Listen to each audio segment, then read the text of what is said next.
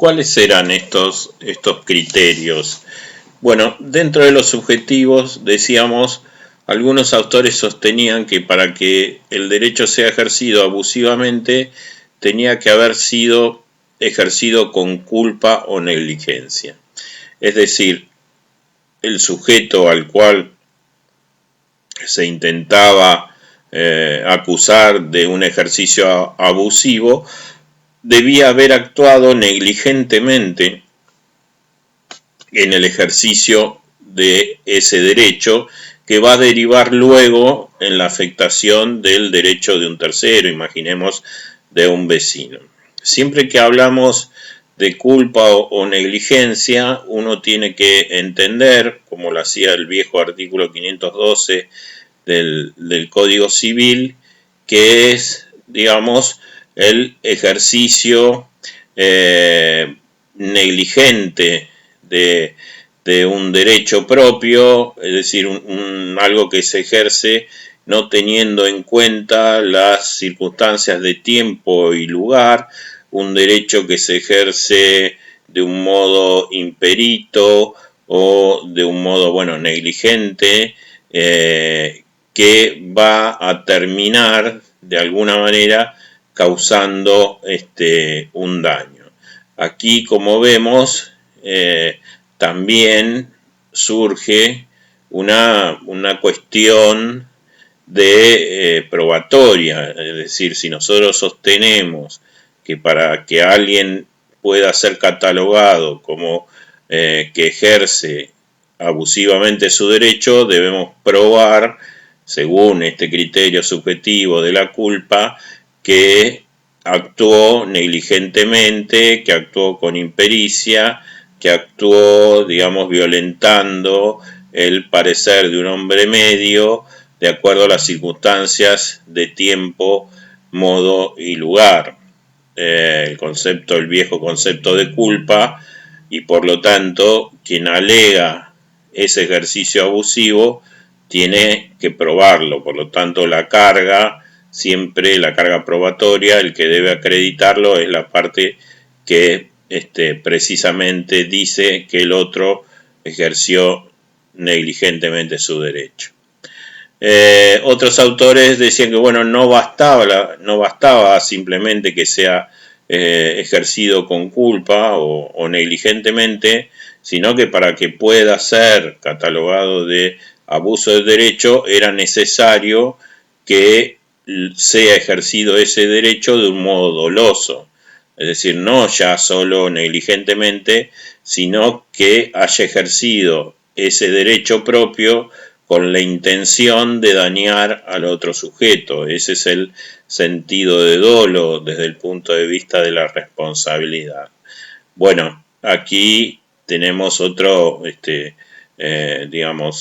otro sector donde va a ser criticada esta teoría del dolo como base del abuso del derecho, porque también se entiende que es muy difícil, o que era muy difícil, acreditar probatoriamente que el que ejerce abusivamente lo ha hecho simplemente con la intención de dañar al tercero, o en este caso, como en los antecedentes jurisprudenciales, a los vecinos, y que por lo tanto era muy complicado establecer ese elemento subjetivo dolo en el abuso del derecho. Otros autores en realidad dirigían la mirada hacia una finalidad utilitaria o no por parte de quien ejercía el derecho. Es decir, se entendía que quien ejercía abusivamente su derecho y lo hacía simplemente sin ningún fin o sin ninguna utilidad, por el solo hecho, digamos, de crearle un obstáculo a un tercero o de molestarlo simplemente, bueno, en ese caso se podía hablar de abuso del derecho, es decir, no era necesario ni la culpa ni el dolo, solamente bastaba con que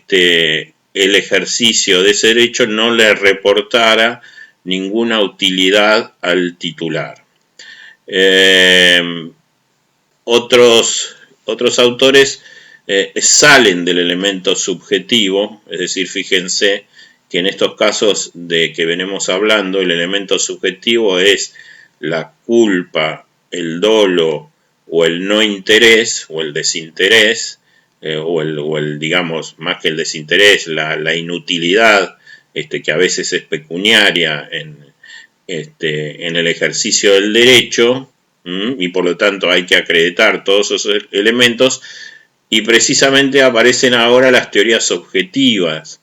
¿Qué son estas teorías? Bueno, estas teorías dicen no es necesario acreditar ninguno de estos elementos subjetivos. Lo único que hay que mirar es, por ejemplo, hay una teoría que dice que todo ejercicio del derecho en contra de la finalidad que tuvo la ley en reconocérselo es abusivo. Y por lo tanto, quien alega ese abuso del derecho, lo único que tiene que acreditar es la colisión o el choque entre la conducta y la finalidad querida por la ley. No se trata de probar ni la culpa, ni el dolo, ni la falta de utilidad por parte del sujeto que teóricamente abusa en el ejercicio del derecho. Otros autores dirigen la mirada hacia otro elemento que es la moral, o también una fórmula que siempre en derecho civil acompaña a la moral, que es las buenas costumbres. Dicen, bueno, todo ejercicio de un derecho subjetivo que contraríe la moral o las buenas costumbres establecidas en una sociedad en un tiempo concreto puede ser catalogado de ejercicio abusivo. Tampoco acá hay que comprobar ningún elemento subjetivo, sino que solamente hay que acreditar el choque entre la moral o la regla moral o la regla de las buenas costumbres de ese tiempo y la conducta del titular de ese ejercicio que es catalogado de abusivo. Otros autores dicen, bueno, no importa tanto la moral o las buenas costumbres, sino que hay que ver si ejerce ese derecho en contra de la buena fe. Y también aquí es un elemento objetivo que,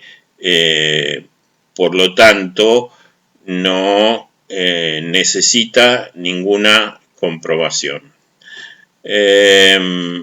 Vemos que todas estas teorías que van pasando un poco desde lo subjetivo a lo objetivo también tienen una derivación en la faz probatoria en un proceso. Si uno tiene que acreditar los elementos subjetivos, como decíamos, aquel que alega debe probar la existencia de ese elemento, que no siempre es tan sencillo en nuestro ordenamiento. Es decir, no es tan simple probar el dolo, probar la culpa o la negligencia, o probar, como decíamos, la falta de interés o la inutilidad en el ejercicio de un derecho. Son complicaciones que en un proceso civil pueden,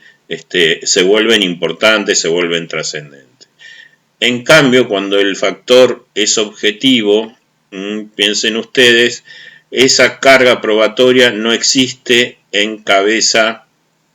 de quien alega el ejercicio abusivo de un derecho por parte de otro sujeto. Es decir, no hay que probar ningún elemento subjetivo, sino que basta acreditar la conducta del sujeto y que ésta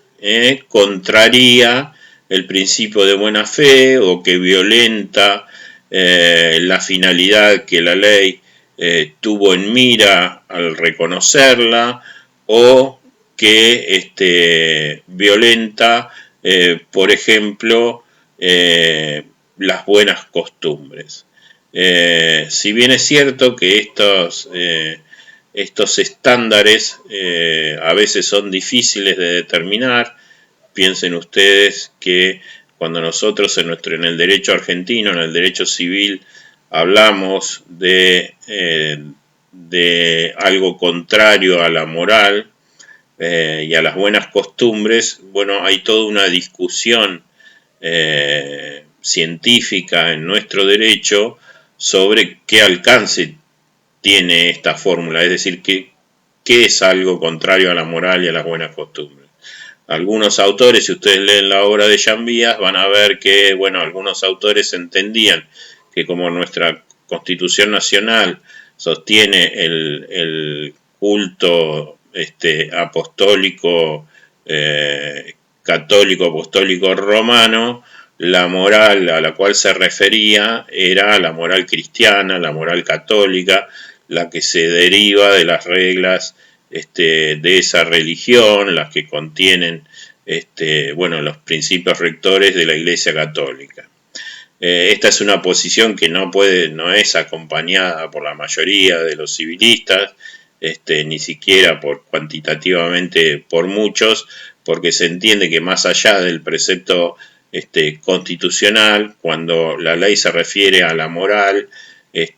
o a las buenas costumbres, se refiere en realidad a esos principios rectores de toda la sociedad argentina que está compuesta por obviamente personas que siguen el culto apostólico romano y personas que no siguen ningún culto o que siguen otros cultos religiosos y que por lo tanto la moral, los principios morales o éticos en realidad que tiene la sociedad en su conjunto no se refieren a los a la moral y a las costumbres católicas, apostólicas y romanas. Si bien se reconoce que es un principio en realidad muy dinámico, un principio que cuesta asir, que cuesta tomar, que va mutando todo el tiempo, se reconoce que hay que introducirse en estos principios éticos de una sociedad en un tiempo determinado. Eso es lo que se entiende en realidad por una construcción moral que en principio tiene que ser plural, tiene que ser propia de toda la comunidad, no puede ser de determinados grupos, sino que tiene que ser entendida de un modo equilibrado entre el pensamiento de las mayorías, pero también reconociendo la participación de las minorías en ese pensamiento común. Por eso en realidad es muy,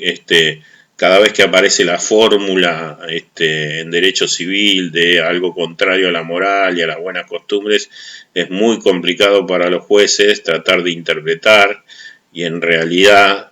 se corre el riesgo de bajo esa fórmula cobijar principios que son propios o del Estado en sí, que no son de la sociedad, o de un gobierno en determinado tiempo, o de un factor de poder determinado, ya sea empresario, económico, o también religioso, pero no un principio moral que sea propio de toda una comunidad que habita la República Argentina. Lo cierto es que si bien ahora aparece consolidada, como vamos a ver luego, esta teoría del abuso del derecho, porque existe hoy por hoy expresamente tipificada en nuestro Código Civil, es cierto que antes de la reforma del 68 los jueces no encontraban una norma, no encontraban un principio expreso en el Código Civil, entonces muchas veces recurrían al artículo 953 del Código Civil de entonces, que hablaba del objeto de los contratos o de los actos jurídicos, en realidad del objeto de los actos jurídicos, y así se hacía referencia a que el objeto de los actos jurídicos no podía ser contrario a la moral y a las buenas costumbres. Por eso históricamente en realidad se utiliza esa fórmula y es la que de alguna manera ha servido como primer cimiento para que nuestra legislación luego trate de evolucionar positivamente en tratar de limitar el ejercicio abusivo de los derechos. Ahora vamos a ver cómo fue esa evolución, que no fue tan sencilla y que tardó mucho tiempo en ser receptada expresamente por la codificación en materia civil en la República Argentina.